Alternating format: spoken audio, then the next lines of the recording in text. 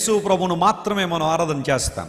అయితే నేను లోపలికి వెళ్ళినప్పుడల్లా చాలా ఆనందం, సంతోషం, గూస్ బంప్స్ వస్తూ ఉంటాయి. కారణం ఏంటో తెలుసా? అక్కడ రాయబడిన మాట, యేసయ్యకి వెళ్ళాడు. ఒక మాట చెప్తాను, జాగ్రత్త వినండి. ప్రపంచంలో ఇప్పటికీ కోట్లాది మంది పుట్టారు, కోట్ల మంది చచ్చిపోయారు. ప్రతి ఒక్కరూ సమాధుల్లోనే ఉంచబడ్డారు. ప్రతి సమాధి మూయబడిందే. కానీ యేసు ప్రభు సమాధి లోపలికి మాత్రమే ఒక వ్యక్తి వెళ్ళి చూసొచ్చే సౌలభ్యం ఉంది. దేవుని నామమున స్తోత్రం కలుగునుగాక. మిగతా సమాధులన్నీ బయట నుండి చూసి వెళ్ళిపోవడమే, బయట నుండి మాత్రమే చూసి వెళ్ళాలి. కానీ ప్రపంచ చరిత్రలో యేసు ప్రభు సమాధి లోపలికి మాత్రమే వెళ్ళి ఆయన్ని ఆరాధించి లోపలికి బయటికి రావచ్చు. అలాంటి సౌలభ్యాన్ని దేవుడు మనకు అనుగ్రహించాడు. ఓ దేవుని సేవకుడు అంటాడు, the basic hope of Christianity is an empty tomb.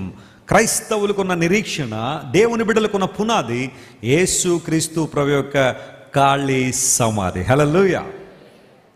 మరణాన్ని జయించి తిరిగి లేచిన దేవుడు.